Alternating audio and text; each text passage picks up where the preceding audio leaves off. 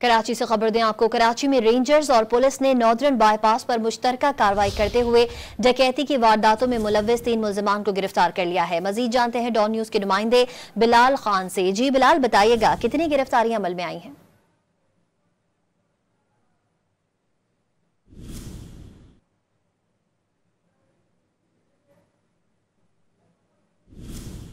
आपको अपडेट करें, कराची में रेंजर्स और पुलिस ने नॉर्दर्न बाईपास पर मुश्तरका कार्रवाई करते हुए डकैती की वारदातों में मुलव्विस 3 मुल्जिमान को गिरफ्तार कर लिया है। कराची से आपको खबर दे रहे हैं, रेंजर्स और पुलिस ने नॉर्दर्न बाईपास पर मुश्तरका कार्रवाई की है।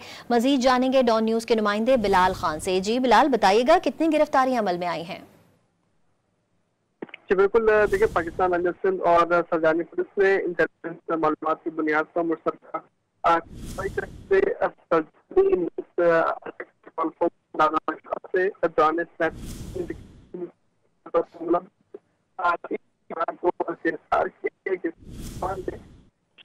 हमारे साथ मौजूद थे बिलाल खान, बहुत शुक्रिया आपका।